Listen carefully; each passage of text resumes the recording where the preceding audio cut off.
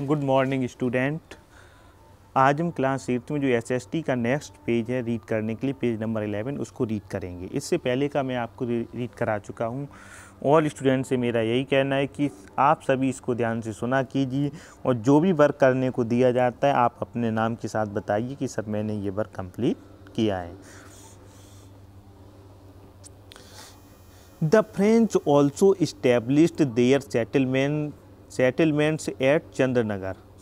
जो फ्रेंच हैं उन्होंने इस्टेब्लिश कहाँ पर किया अपना सेटलमेंट? चंद्रनगर में। बालासोर एंड कासिम बाजार, बालासोर में और कासिम बाजार में। On the east coast and Mahe on the west coast, ये सारे कोस्ट कौन से थे? कोस्ट थे ईस्ट कोस्ट, मतलब जो पूर्व के किनारे थे वो। And Mahe on the west coast, जो माहे है वो किस पर है? वो पश्चिमी कोस्ट पर है, तट पर। इन 1739 में they established Karaikal on the Coromandel coast, और इसके बाद उन्होंने कहाँ पर स्थापित किया? करिकाल में और कोरोमंडल तट, जो कि आपका कर्नाटक के आसपास का क्षेत्र है।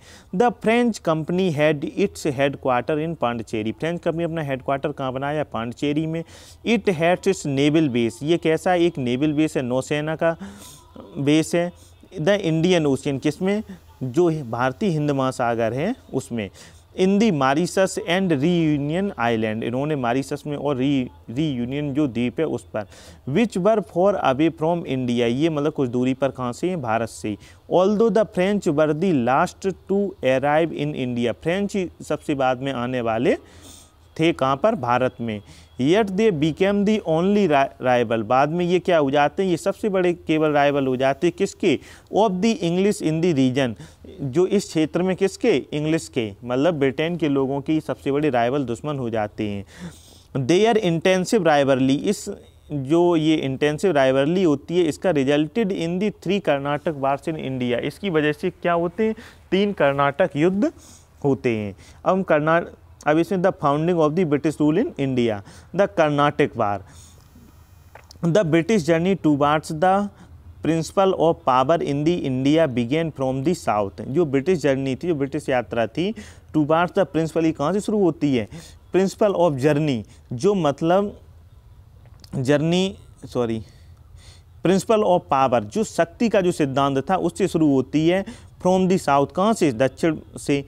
इन द फर्स्ट कर्नाटक वार 1746 से 1748 में, जो फर्स्ट कर्नाटक वो 1746 टू 1748 तक।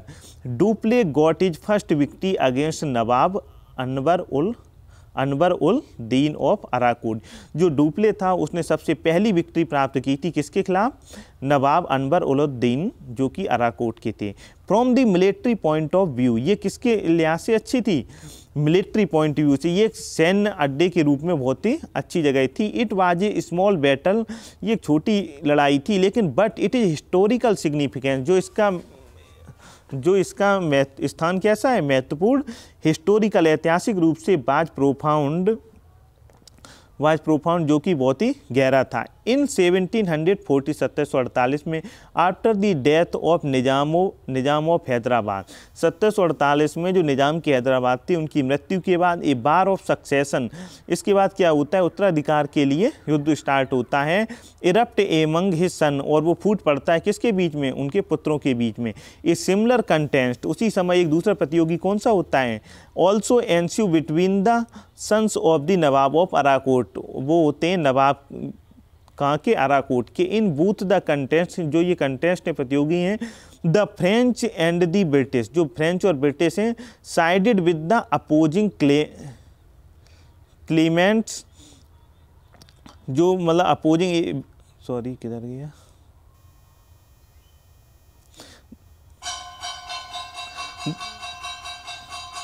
The French and the British side, किस तरफ से? फ्रेंच की तरफ से और ब्रिटिश साइड की तरफ से। विद अपोजिंग का मतलब विरोधी, क्लेमेंट्स का मतलब होता है दावेदार। In the first round of the conflict, जो फर्स्ट राउंड का जो कन्फ्लिक्ट होता है, जो विवाद होता है उसमें, which came to be known as the second Karnataka war, दूसरा कर्नाटक वार आपका होता है 1749 टू 1750 एंड 54 तक। The French under the leadership of Dupleix, जो फ्रेंच होते हैं वो क्या है, वो किसकी लीडरशिप में, डुप्ले की। The French governor of the Pondicherry, जो कहाँ का गवर्नर है, पांडिचेरी का। Succeeded in placing their candidates on thrones of Hyderabad and Arcot, जो कि अपना जो कैंडिडेट है उसको प्लेसिंग कहाँ पर करता है, हैदराबाद अराकोट में। With the second victory Dupleix ambitious soared further, इसके बाद क्या जो दूसरी जीत होती है वो डुप्ले की जो महत्वाकांक्षाएं हैं वो बढ़ने लगती हैं। But the intervention of Robert Clive, उसका इंटरवेंशन किससे होता है, रॉबर्ट क्लाइव, जो कि किससे था, जो कि ब्रिटिश ईस्ट इंडिया कंपनी से था। ए ब्रेव एम्प्लॉई, ये एक बहादुर एम्प्लॉई था of the English east India company, जो इंग्लिश ईस्ट इंडिया कंपनी थी उसका। चेंज्ड द ब्रिटिश फॉर्च्यून इन 1752, और 1752 में आकर के वह जो ब्रिटिश का जो भविष्य होता है, फॉर्च्यून होता है, जो भाग्य होता है, उसको बदल देता है। Clive succeeded in capturing Arakot, Clive होता है वो किसको कैप्चर करने में सफल होता है, अराकोट को। फ्रॉम द फ्रेंच, किससे, फ्रेंच से। And putting the British candidate on the throne, जिसपे कि उसको किसको बैठाता है, ब्रिटिश कैंडिडेट को सिंहासन पर।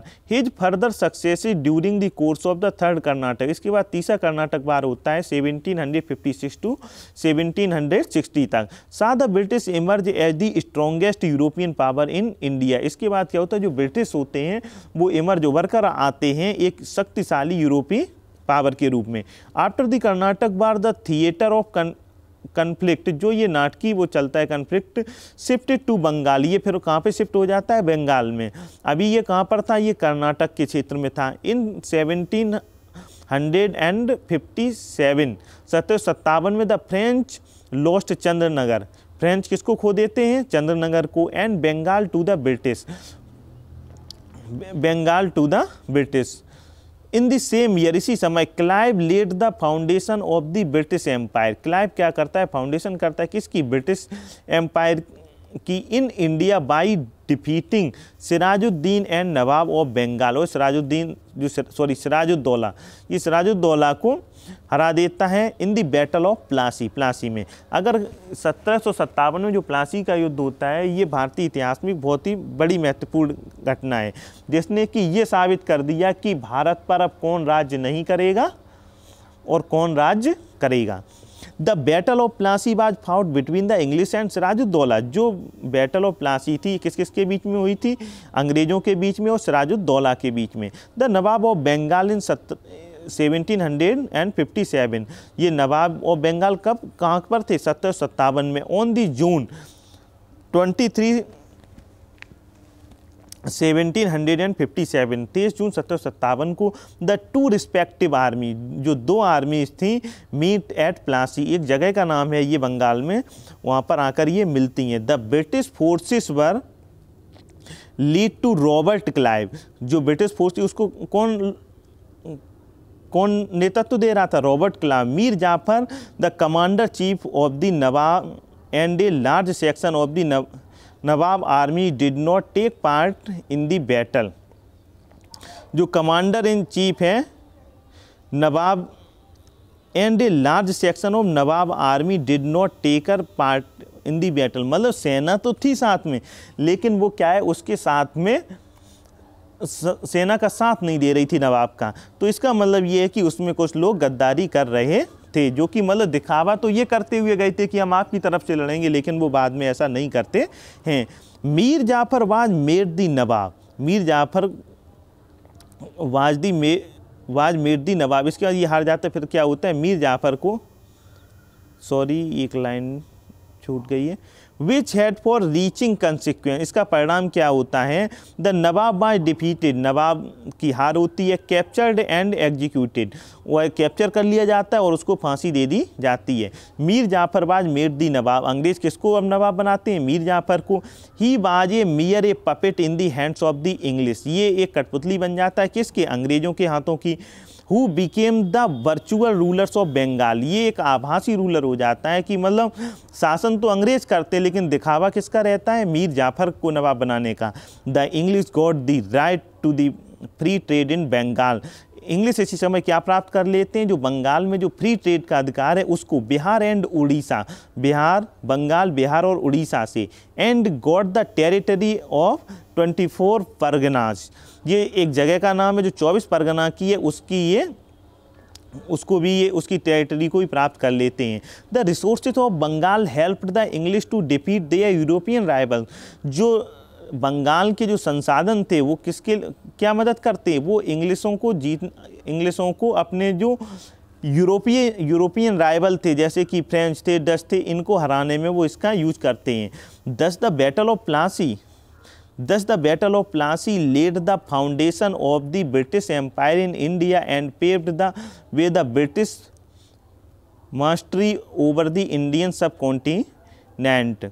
दस the battle of Plassey led the foundation of British empire, इसको कौन करता है, लीड करते हैं ब्रिटिश एम्पायर इंडिया में, and pave the way of the British mastery, और ये किसके यहाँ पर ब्रिटिश मास्टरी ओवर द सब कॉन्टिनेंट। इसके बाद क्या होता है कि जो पूरा जो भारत का उपमहाद्वीप, जैसे इसमें कहा गया है इंडियन सब कॉन्टिनेंट, तो इसमें क्या पहले पाकिस्तान का भी क्षेत्र आता था, बांग्लादेश का भी आपका आता था, नेपाल का भी आता था, तो जो ये रीजन है खास तौर से इसको बोला जाता है इंडियन सब कॉन्टिनेंट। नेक्स्ट आगे देखेंगे बैटल ऑफ बक्सर 1764 में, Mir Jafar was a mere puppet in the hands of the English, जब मीर जाफर इंग्लिश का पपेट कठपुतली बन जाता है, the responsibility of running the administration, तो उसके ऊपर क्या रिस्पॉन्सिबिलिटी आती है कि बंगाल के जो प्रशासन है उसको आप चलाइए, ले ऑन हिज शोल्डर, उसके कंधों पर इसका बोझ आता है, but he had no powers, जबकि उसके पास कोई शक्ति नहीं होती है।